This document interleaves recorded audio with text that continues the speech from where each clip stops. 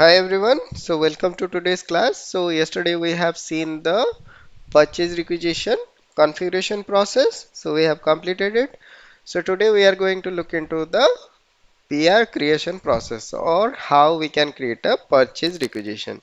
So purchase requisition either you can create from the in the S4HANA there are three ways of it. Okay, either you can enter the ME51 and T code, or you can go through this logistics tree. You can go from here, or you can create through the Fury apps. So we will be looking into the logon tree. We can see, okay, means you need to know where the like where the function is, but if you are already experienced, then directly you can go through the T codes also, or you can make a favorites also. Under the favorite also you can make something. Okay, so here you can see create material is under a favorite, Migo is under a favorite. So similarly you can mark it as a favorite also. Okay, so now here you can go to the logistics material management. From the material management you can go to the purchasing.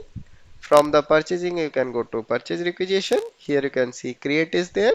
Double click on it, you will be going to the ME51N screen. Here you can see the ME51N screen is on. Here you can see the ME51N. Okay, so here what are the important fields or important things are there which you need to know. First thing, here you can see here there is a document type selection is there. Okay, from here you can select the document type. So document type will be deciding what will be the number range, what will be the field selection, what will be the item categories, allowed item categories, these kind of things it will control. Okay, what kind of procurement activity will happen, it will control all of the things. So we have created the NINB document type, right? So we will be selecting this one, so it will take the screen selection or field selection as per this document type. Whatever things are there, allowed item categories, whatever things are there, it will select that one. Okay, so as you remember, in this document type we have only allowed for the standard procurement type or standard item category was allowed. So here we will be testing that one also. So now next one is source determination. If you select this source determination, whatever sources will be there for the material, system will try to find out, or system will try to let's say determine the source from that one. Okay, so source determination, this is for the source determination.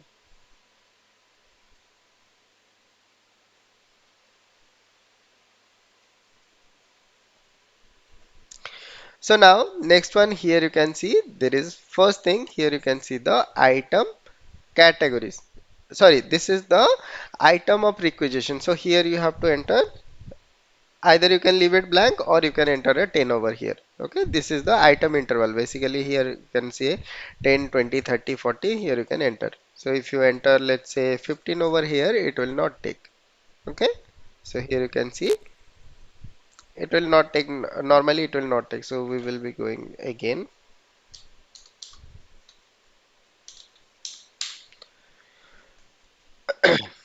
So here you can leave it blank. So first thing, here you can see account assignment category. So what is the account assignment category?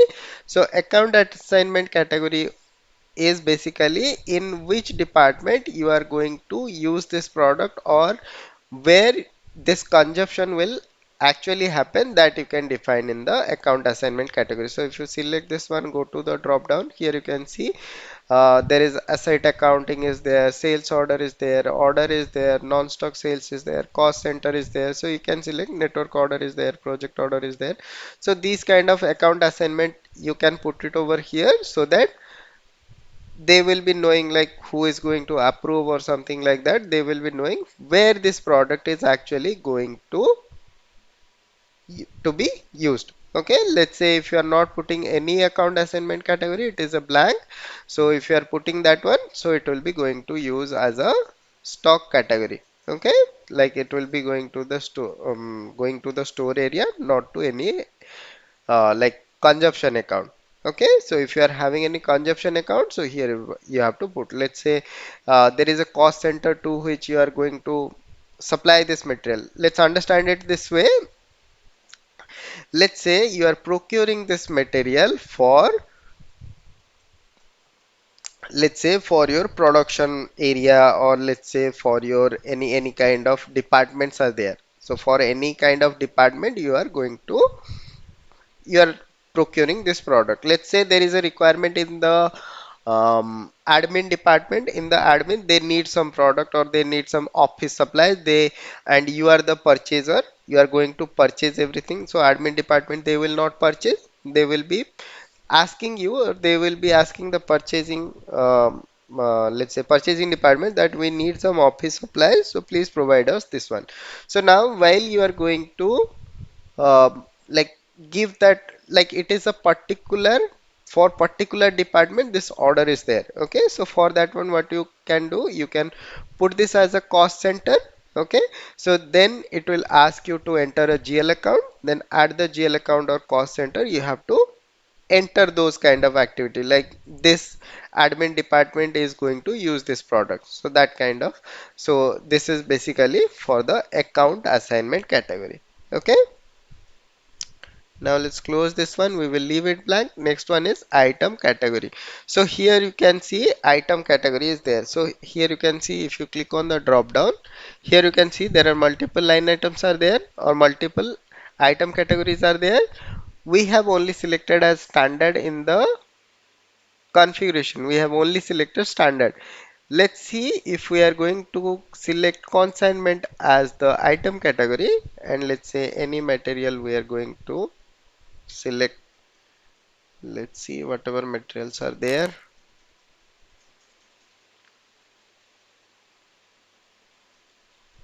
Okay, let's find out some material,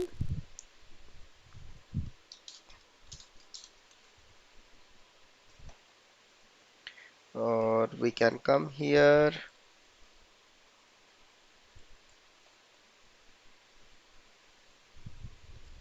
Let's see what material we have created. We have created this material. Let's see this one.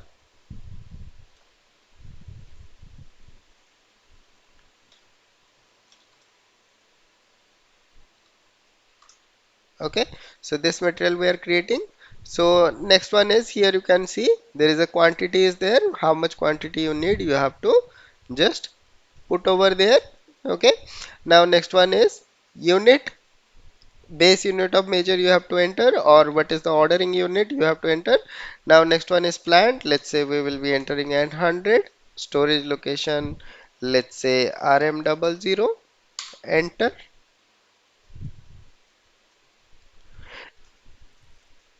Quantity, let's say 100 we will enter. Delivery date,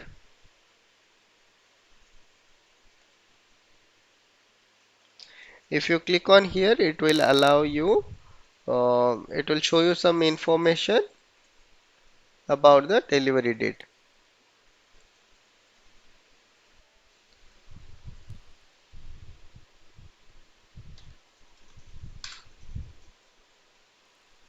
Okay, now let's check this one.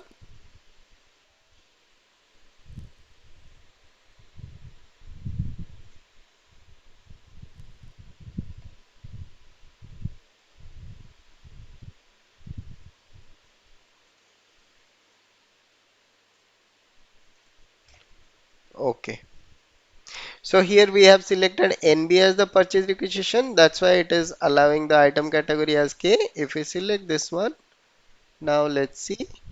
So here you can see item category K is not allowed with the document type NINB. So here we have to select it as a blank. So here you can see only standard is there.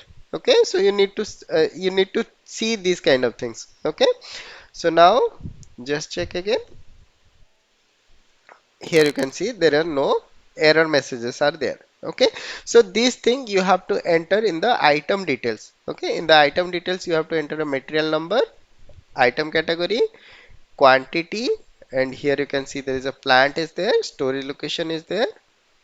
You can enter these information. So once you are entering this information, here you can see the item tab will generate. Okay, so in the item tab, we can go to the first tab, that is a material data tab. So in the material data tab, here you can see this is the material number, this is the text for this material, or what is this material. Here you can see what is the material group.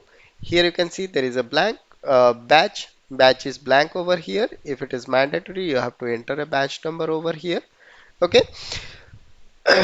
so if there is some supplier material number is there, you can mention this, or this you can maintain in the let's say in the material master also, that will be copied to here. So any data in the material data tab, it is copying from the material master data. Next one is quantities or dates. So here you can see quantity is 100, date, delivery date, whatever date you have mentioned, it is coming here. Here you can see the planned delivery time, and here is the GR processing time. Okay, so if there is any planned delivery time is there, you can mention over here. So GR processing time, it is taking us 2 days. Okay. So now next one is here. Okay. So here understand these things. So here quantity is 100. Now here you can see quantity order is showing as 0 and quantity open quantity is showing as 100, because this purchase or this purchase requisition is not yet converted into a purchase requisition. Let's purchase order. So whenever you are converting this purchase requisition to a purchase order, then here you can see this quantity will change. Let's say you are ordering for 100 quantity, then quantity order will be showing as 100 and open quantity will show as a 0. Okay, next one is your valuation tab. So in the valuation, here you can see the price. So price is picking from the either it can take the material price or it can take the info record price. So basically it is taking from the info record. Okay, so here you can see there is goods receipt is selected because this is a standard procurement type. So that's why goods receipt is selected and we cannot change it. Invoice receipt is selected, but we can change the invoice receipt from here. Okay, next one is source of supply. So here you can see there is a source of supply is there.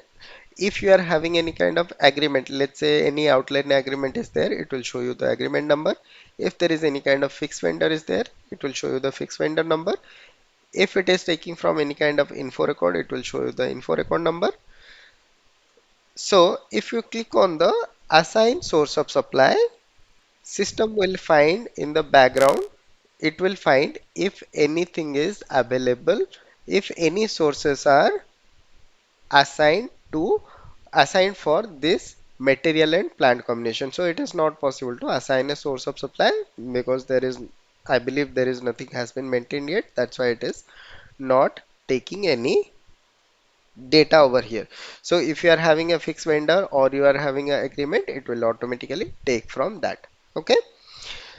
So now purchasing organization, if you want to maintain, you can maintain. This is an optional entry, so no worry about that one.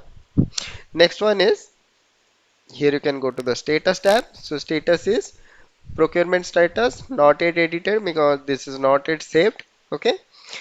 So here you can see this is set as active. Okay. So there is not much information. Once you are processing this purchase requisition to purchase order, so it will provide you some other information. So once we are converting this to the purchase order, then we will be looking into these tabs again. Okay. Next one is contact person.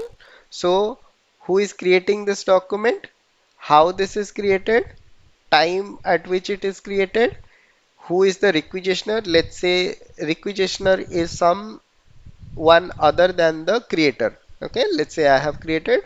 If I am creating for someone else, then it will come for, it can mention the requisitioner name over here, who is requisition, who is making a demand for this one. Okay, this is the purchasing group. And if it is generating through the MRP, then the MRP controller would come over here. Okay, tracking number, if you are providing any tracking number, anything over here, you can mention that tracking number. Okay, next tab is text tab. So if you have maintained any kind of text over here, or if you want to maintain some text over here, you can maintain it here. Next one is delivery address. So delivery address is basically your plant address, which plant you have taken, this N100. So from that it is taking the address. If you click on the address details, it will take you to the address details of this plant. Okay. So that's all about the purchase requisition. Let's save this document. You can just save from here, or you can press Ctrl X, Ctrl S. Likewise, you are saving a document. So similarly, you can press on Ctrl S. So here you can see the purchase requisition number has been created. We'll just copy this one for our future purpose.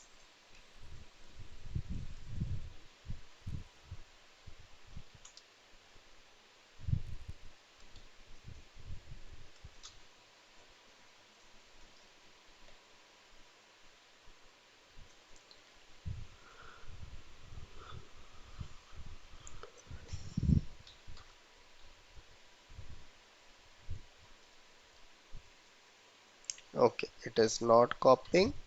So we will enter it manually. 5 1 2 3 6 times 0 157. 5 6 times 0 157. Okay, so this is the purchase requisition we have created. So this is how you can create a purchase requisition.